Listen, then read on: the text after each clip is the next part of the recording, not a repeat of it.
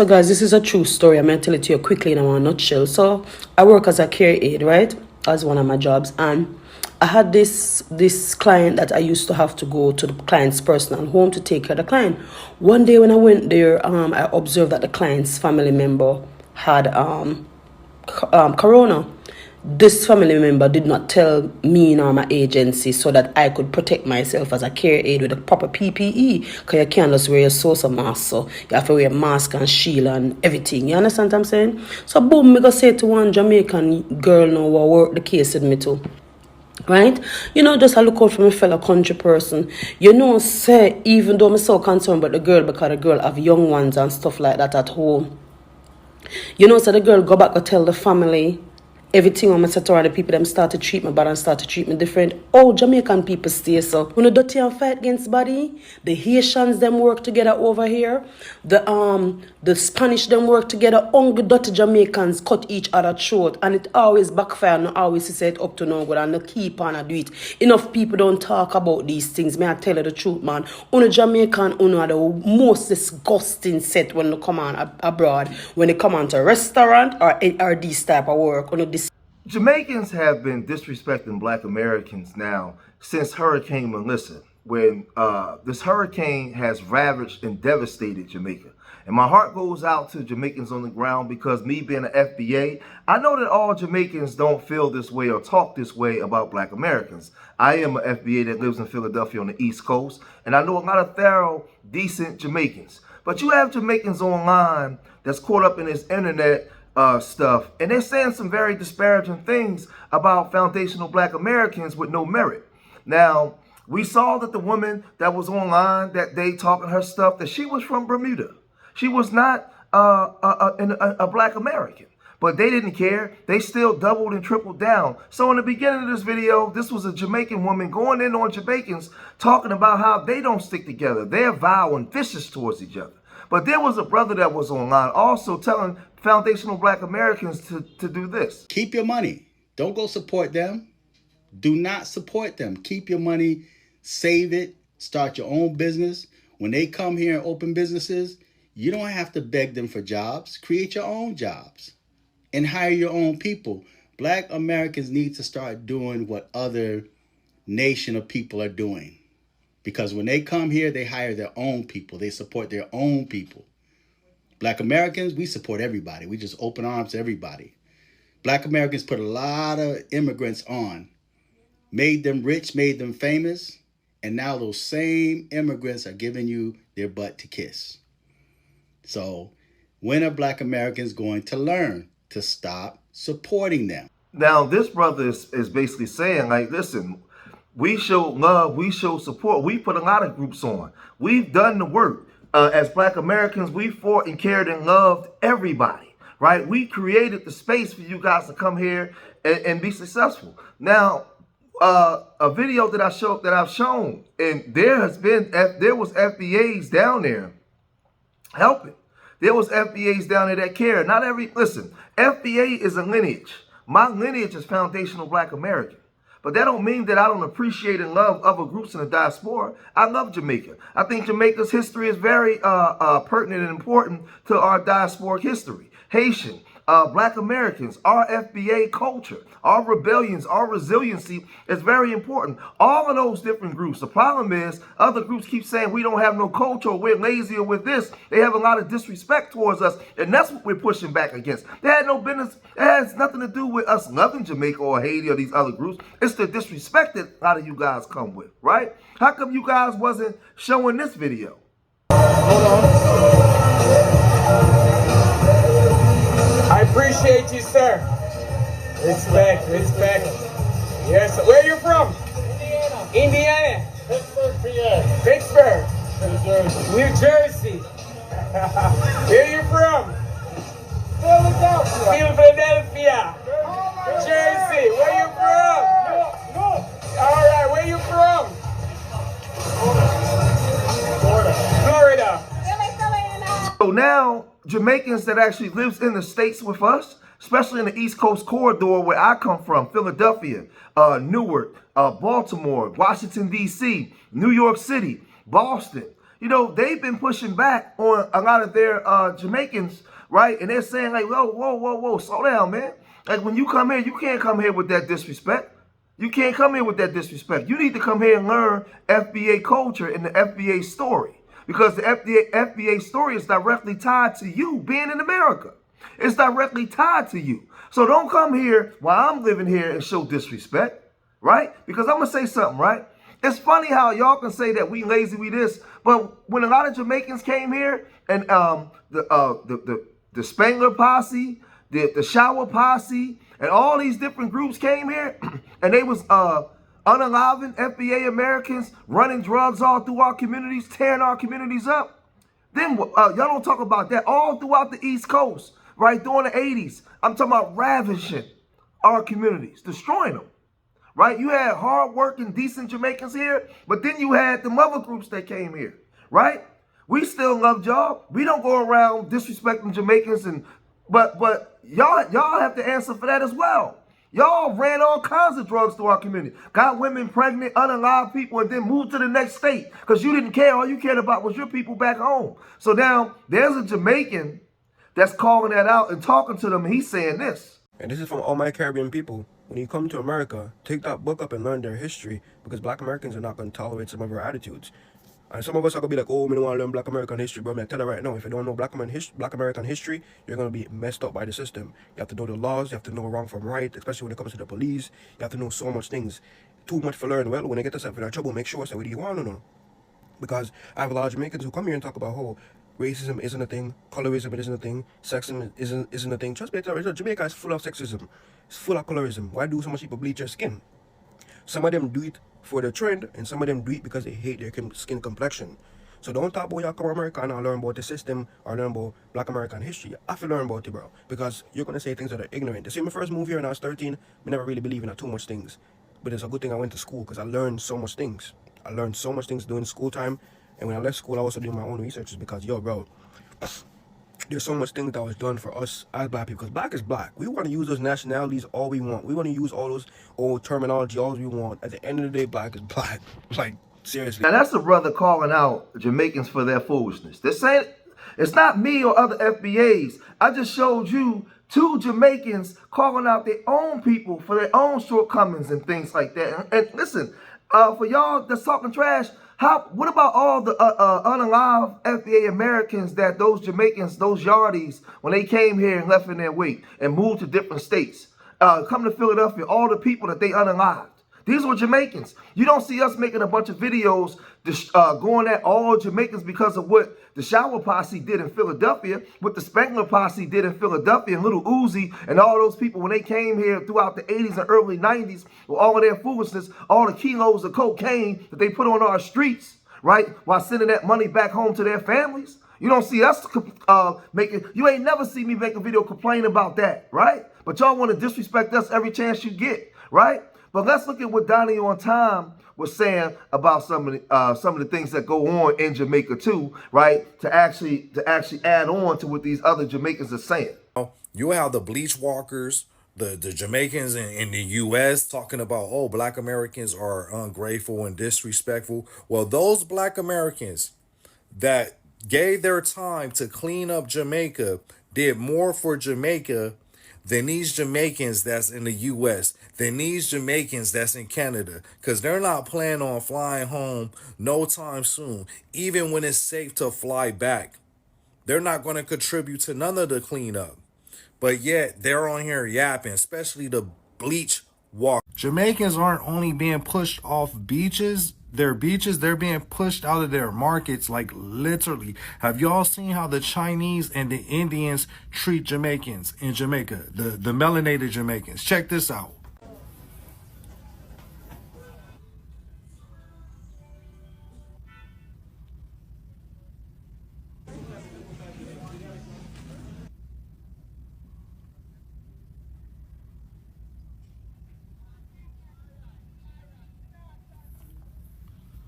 Y'all see that? Like the Chinese and the Indians, all their markets are like brick and mortar. Like they have the storefronts. Whereas the Jamaicans, the melanated Jamaicans, they push them out into the street. Like they got to set up tents or something, like an open market. And this is like, I want to say what? Jamaicans, melanated Jamaicans make up 90% of that country, that island, and they get treated like this in their own home? What's the purpose of having a country that you're being treated like a foreigner in? You're being treated like a foreigner in your own country. Not only a guest, but you're the help. Make it make sense. Now, the sad part is there was a woman that called up to Tariq Nasheed's show, a Jamaican woman, and she was in the dark with a candle.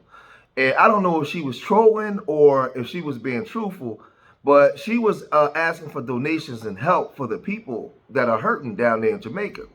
And Tariq Nasheed basically cut off and said, you need to go ask your people.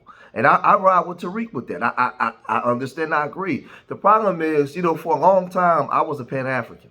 But around 2016, 17, I was already online saying that Pan-African is dead. I've been saying this way before we were saying FBA.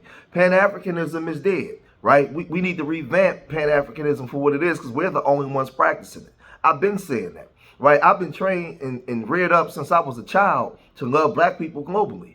FBA is my lineage, but I love black people globally. So it hurts my heart to see what other black people was happening in Haiti, what's happening in Jamaica. That's who I am. I have a soul. The Most High gave me a soul, right? My lineage is FBA, but I still love and care for other groups of black people. I'm going to always do that.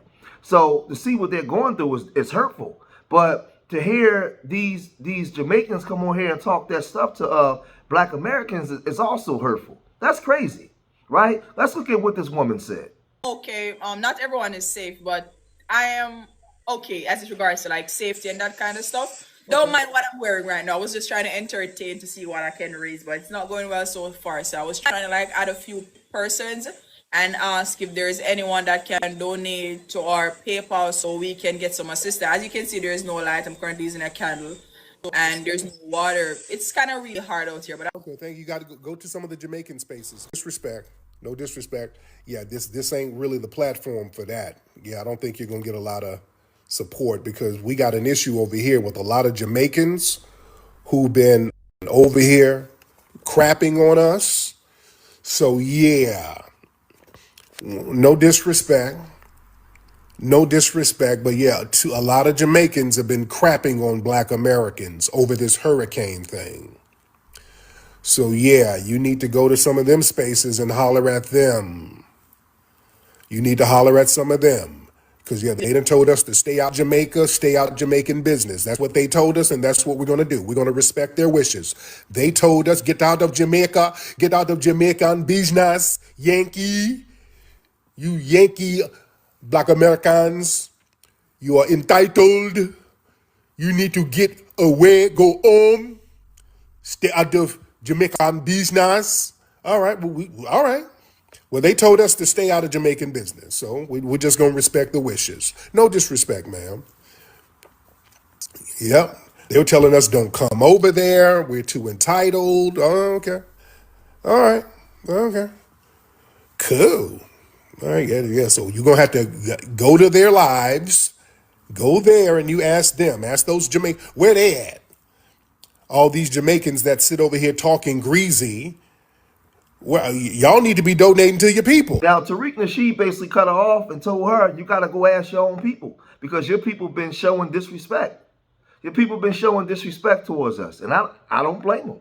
I don't blame them. But Tariq Nasheed, he also doubled down and explained why we get pushback from other groups, from Africans, other brothers and sisters in the diaspora, why we get pushback. Because I always said that, well, I'll wait till after. Let's look at what he actually said first, and then we'll break that down. But foundational black Americans, we can go to the beaches. We arrive over there with confidence, with money, with style, with influence.